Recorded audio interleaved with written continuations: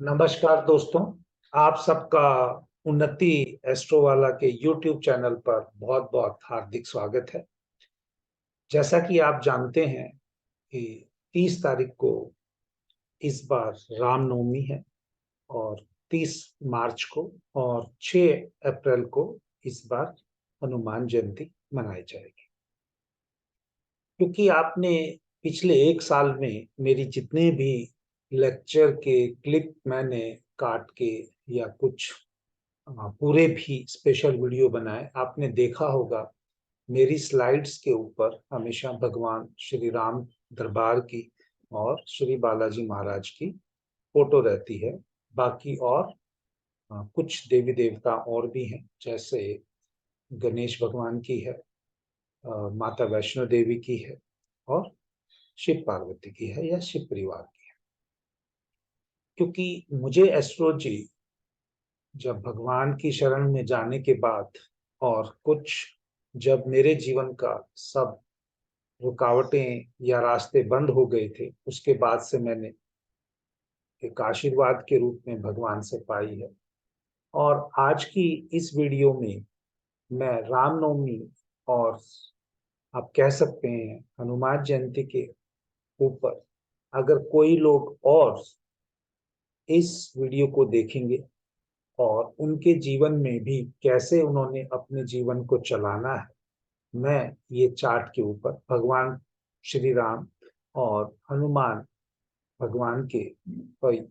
Chart पे ही आपको कुछ चीजें बताऊंगा। देखिए, मैं जो आज आपको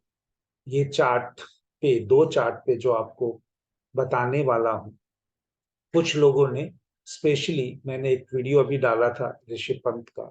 वो मैंने प्योर वैदिक से डाला था, क्यों उनके जीवन में दिक्कत आई। तो किसी ने कमेंट और किया, एक दो लोगों ने कहा कि आप भृगुनंदी नाड़ी से और पर्टिकुलरली प्रोग्रेशन से हमें कुछ बताइए। देखिए, ज्योतिष का हमें नहीं पता यूट्यूब पे कौन आके हमारी वीडियो देखता है या कौन नहीं देखता है। मैंने तो कभी आज तक मार्केटिंग भी नहीं कराया है। जो आके देखेगा, जिसको एनर्जी अट्रैक्ट होगी वो आएगा। कुछ लोग इसको सिर्फ मेरी जैसी एनर्जी से आएंगे, कुछ इसको दूसरे मकसद से सीखने के लिए आएंगे। मुझे किसी से कोई भेदभाव या किसी से कोई विशेष लगाव या किसी के प्रति मेरे जीवन में कोई ईर्ष्या नहीं है। जो जिसकी एनर्जी होगी वो वैसी यहाँ पर शो करेगा। तो मैं आपको आज कुछ जातकों ने जो बोला है, कुछ एक टिप्पणी या कुछ एक पॉइंट्स आपको प्रोग्रेशन के या भृगुनंदी नाड़ी से मैं कैसे चार्ट को रीड करता हूँ वो आपको बताऊं। देखिए, आप जीवन में कभी भी अगर अपने चार्ट से सीखना चाहते हैं तो आपको पहले कुछ और चार्ट्स को, अगर एस्ट्रोलॉजर है तो देखना पड़ेगा। अगर उनकी कुंडली में भी वो योग बनते हैं और आप भी उसी रास्ते में चलते हैं तो आपको भी रिजल्ट अवश्य मिलेगा। हाँ, ये हो सकता है कि आपको उस क्वालिटी का रिजल्ट ना मिले। आपको ये नहीं पता है कि उन जातकों ने कितनी मेहनत की है या कैसा क्या किया है। इसीलिए आज मैं दोनों प्रभुओं का या भगवान श्री राम का और हनुमान जी का चार्ट लेके कुछ कहने जा रहा हूं। अगर कुछ लोग भी इस वीडियो को देखकर अपने जीवन को अच्छा कर पाए तो शायद मुझे भी जो एस्ट्रोलॉजी का ज्ञान हुआ है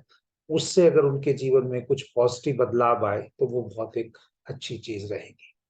देखिए, भृगुनंदी नाड़ी में मैंने हमेशा बोला है कि जुपिटर और मून यानी गुरु और चंद्रमा की जब भी युति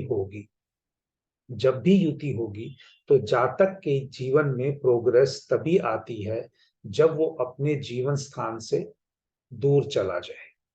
हाँ, क्योंकि यहाँ पर जो चंद्रमा है वो खुद अपनी ही राशि में बैठा है, लेकिन इस जातक का वापिस अपने जहां पर जन्म स्थान हुआ है उससे लगाव रहेगा, वापिस लौट के आएगा। लेकिन एक फेमस होने के लिए या एक जीवन में तरक्की करने के लिए जातक को एक बार वो स्थान अवश्य छोड़ना पड़ता है, नहीं तो जातक की ट्रैवलिंग या आप कह सकते हैं यात्राएं अत्यधिक बढ़ जाती हैं, या उसके जीवन में लगातार बदलाव होते रहते हैं, या उससे कोई चीटिंग कर सकता है। तो बेस्ट रेमेडी क्या रहती है भृगुनंदी नाड़ी के हिसाब से? जिस भी किसी जातक का जुपिटर मून का कॉम्बिनेशन है, उसको अवश्य ही एक बार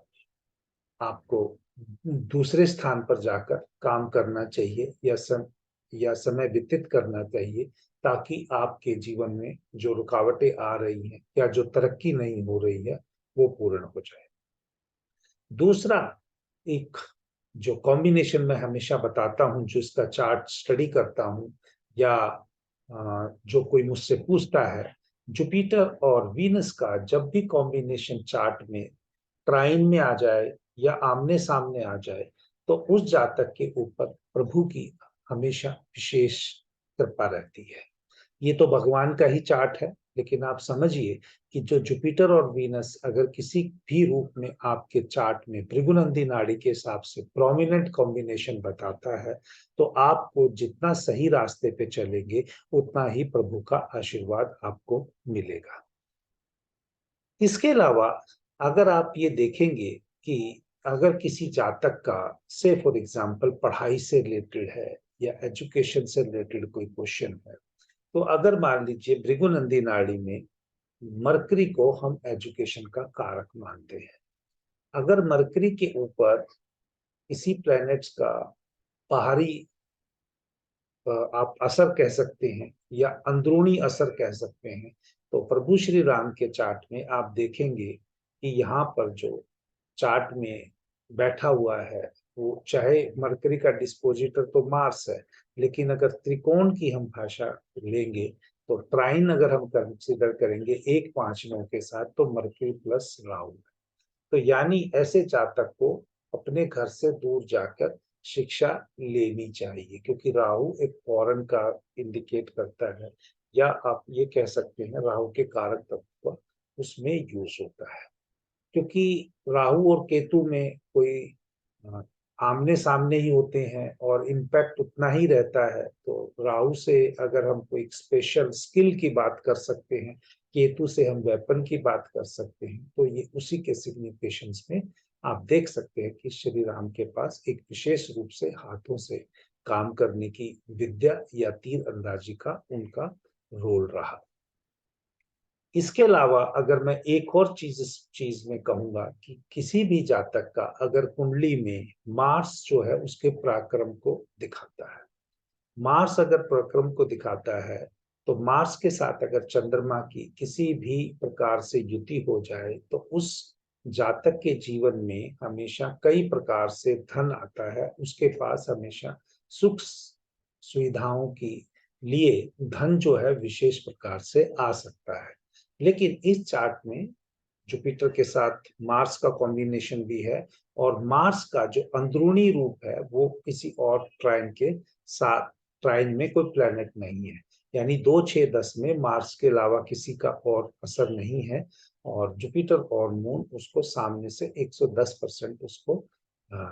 एस्पेक्ट दे रहे हैं या दृष्टि दे रहे हैं। तो इस प्रकार से आप ये देख सकते हैं कि भाई अगर उस जातक को अपना पराक्रम दिखाना है, तो उस पराक्रम के लिए उसको पहले जो अंदरूनी रूप से है वहां पर सिर्फ मार्स ही है, और सामने से जुपिटर और मून है, यानी गुरु गुरु की जो विशेष रूप से जब वो आश्रम में या बाहर जब जाएंगे, तब उनपे विशेष कृपा रहेगी। अब यहाँ पर जो क्वेश्चन किसी ने पूछा, उस रूप में मैं एक बताना चाहता हूँ कि उन्होंने मुझसे पूछा कि आप प्रोग्रेशन के बारे में बताइए। देखिए, प्रोग्रेशन क्या है कि आपके ग्रह जन्म से जो आज आपका जन्म चल रहा है उसके हिसाब से कितने आगे प्रोग्रेस कर गए हैं, या आपको बहुत सारे नेट्स पे या बहुत सारे और वीडियो भी मिल जाएंगे। लेकिन जो मेरा पढ़ाने का प्रोग्रेशन का तरीका है वो डिफरेंट है। मैं प्रोग्रेशन को 2 तरह से लेता हूं। जो फास्ट मूविंग प्लैनेट हैं वो आपके सिर्फ अंदरूनी अंदरूनी कैपेबिलिटीज को बदलते हैं, बढ़ाते हैं या घटाते हैं, और जो स्लो मूविंग प्लैनेट्स हैं वो आपको इम्पैक्ट या रिजल्ट जिसको दुनिया को दिखता है वो दिखाने की कोशिश करते हैं। जैसा कि शास्त्रों में या कई किताबों में भी वर्णन है कि श्री राम जी 25 साल की उम्र में वनवास के लिए चले गए, 14 साल के लिए। अब वो श्री राम जी अगर वनवास गए हैं 25 साल की उम्र में, तो कहीं ना कहीं उनका जुपिटर का वीनस से इम्पैक्ट जरूर होना चाहिए।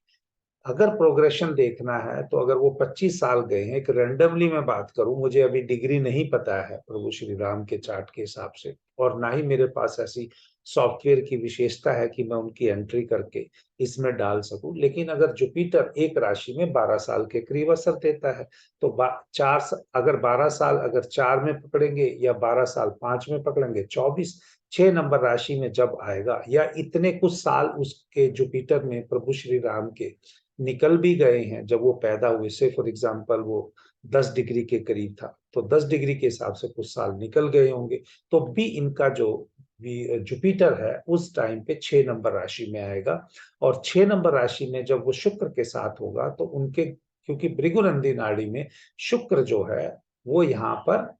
घर को दिखाता है, और सूर्य जब शुक्र के साथ बैठा हो तो उसका कारक तत्व का वो नुकसान करता है अगर वो क्लोज डिग्री में हो। तब अगर ये संबंध उनका नहीं बनेगा तब तक वो घर से दूर नहीं जाएंगे।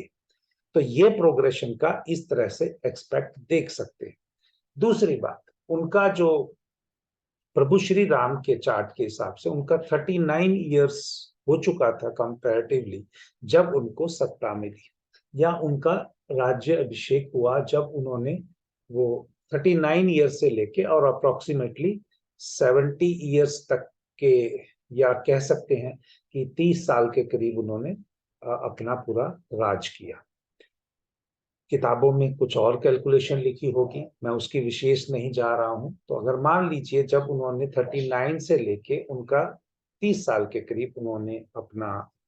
राज संभाला, तो जब उनको 39 ईयर्स में जुपिटर का संबंध कहीं ना कहीं सूर्य से जरूर बनेगा, तब यहाँ पर सूर्य से संबंध बनेगा, तभी उनको वो बहुत बड़ी सत्ता का योग होगा। तो अब यहाँ पर जो दूसरी बात ये आती है कि एक बार जुपिटर का जब वीनस और सन के साथ कॉम्बिनेशन बन रहा है, वो दूर जा रहे हैं, और जब दूसरी बार जब उनका वही प्लेनेट का कॉम्बिनेशन है जो उनको सत्ता दे रहा है, तो यहाँ पर ये देखना होगा कि जब उस साल जब वो घर से दूर गए, तब वहां पर गुरु कौन सी राशि से गोचर कर रहा था, या उसका 12 ईयर का इम्पैक्ट किसमें है, और जब उनको सत्ता मिली और जब उनका राज्याभिषेक हुआ तो 39 ईयर्स में उनका जुपिटर कहाँ था। तो ये प्रभु श्री राम के हिसाब से जो चार्ट पे मैं बता सकता था ओपनली प्लेटफॉर्म पे, भृगुनंदी नाड़ी से प्रोग्रेशन का कंसेप्ट मैंने वो यहाँ पर बताने की कोशिश की। दूसरी बात, यहाँ पर श्री हनुमान जी का भी, प्रभु श्री हनुमान जी का भी चार्ट यहाँ पर लिखा हुआ है। जैसा कि मैंने बताया कि भाई जब भी मेरे कुछ वीडियो में या स्टूडेंट्स को बताता हूँ कि जुपिटर वीनस के बीच में केतु आता है, तो जातक के विवाह में कुछ रुकावट रहती है। देखिए, इनको तो ऑलरेडी देवी देवताओं के हिसाब से कह लो या कामदेव के हिसाब से कह लो, इनको वरदान प्राप्त था कि इनके जीवन में वो सब दुविधाएं नहीं आएंगी, और वो जो चाहें वो अपना सेवा भाव में कर सकते हैं। तो यहाँ पर जब इनके चार्ट में भी देखेंगे तो 4 8 12 का जब ट्राइन बनता है तो जुपिटर वीनस के बीच में यहाँ पर केतु आता है। इन्हीं के चार्ट से एक और मैं बताता हूँ कि जुपिटर मार्स का कॉम्बिनेशन जातक को हमेशा कोई स्किल एक्वायर करने के लिए बोलता है, और जुपिटर 4 में जब है भृगुनंदी नाड़ी के हिसाब से कैंसर साइन में होता है, तो जातक को हमेशा ही केयरिंग का काम करना अच्छा लगता है। अगर वो जितना केयरिंग का या सोशल सर्विस का इस तरह का काम करने की कोशिश करेगा, सेवा भाव से करेगा, उसके जीवन में उतनी ही तरक्की होती चली जाती है। एक और बात जो मैं यहाँ पर बताना चाहता हूँ, देखिए सैटर्न एंड मून, यहाँ पर इस चार्ट में सैटर्न मून का कॉम्बिनेशन भी है। सैटर्न यहाँ एक्सॉल्टेड फॉर्म में है 7 नंबर राशि में, जो आप कह सकते हैं जो लिब्रा राशि है। लिब्रा एक आप कह सकते हैं कि बैलेंस्ड पर्सन को या बैलेंस्ड राशि को दिखाती है। तो सैटर्न मून जहां आपको डिप्रेशन भी देता है, अगर यही जातक सेवा भाव से काम करे तो उसको डिप्रेशन नहीं होने देता, या हमेशा वो लोगों के बीच में रहे तो उसको डिप्रेशन नहीं हो सकता। तो इस प्रकार ये इस मेरी एस्ट्रोलॉजी के जो मैं पढ़ाते हुए सेकंड ईयर में चल रहा हूँ, और बहुत सारी चीजें हैं। कुछ लोगों को लगता होगा मैं अच्छी बोल रहा हूँ, कुछ लोगों को लगता होगा बुरी बोल रहा हूँ, या उनको मेरी बातें पसंद नहीं आती होगी। लेकिन मैं जो यहाँ पर आपको इस विशेष रामनवमी और हनुमान जयंती के उपलक्ष्य में जो कुछ चीजें मैंने सीखी हैं, क्योंकि मैंने जो ये चीज सीखी है यही किसी ना किसी रूप में यही लोगों को देके जानी है। ना मेरे परिवार का कोई सदस्य अभी एस्ट्रोलॉजी में है, और ना ही मैं चाहता हूं कि कोई आए, क्योंकि ये तो हमेशा जातक के या इंडिविजुअल के अपने एफर्ट से ही उसको एस्ट्रोलॉजी आती है। मेरे को भी कुछ अपने एफर्ट करने पड़े होंगे, या कोई और आगे जो सीखेगा उसको भी अपने करने पड़ेंगे। तो दोस्तों, आप उन्नति एस्ट्रो वाला यूट्यूब चैनल को अपना ऐसे ही प्यार देते रहिए, और मैं उम्मीद करता हूं कि आने वाला जो ये हमारा नव वर्ष स्टार्ट हुआ है, विक्रम संवत 2080 वाला जो इसमें हुआ है, आप प्रभु श्री राम की वजह से, प्रभु श्री राम के आशीर्वाद से, बजरंगबली की आशीर्वाद से आपका अच्छा जाए। और मैं फिर एक बार विनती करता हूँ, कोई मेरे से कहने में गलती हो गई हो तो प्रभु श्री राम और हनुमान जी मुझे माफ करें। ये वीडियो सिर्फ और सिर्फ आप लोगों के साथ एक अच्छी इंफॉर्मेशन और लाइफ को पॉजिटिव बनाने के लिए शेयर किया है। मेरे पास कोई ऐसी सॉफ्टवेयर या कोई ऐसी चार्ट प्लॉटिंग की चीज नहीं है, ये मैंने आपको सिंपल पेंट में बना के शेयर किया है। यहाँ पर डिग्री का भी वो नहीं है। अगर किसी मान्यवर महान ज्योतिष को मेरी बात बुरी लगी हो और उनके पास इससे अच्छा हो तो मैं उनसे भी माफी मांगता हूँ। जय श्री राम।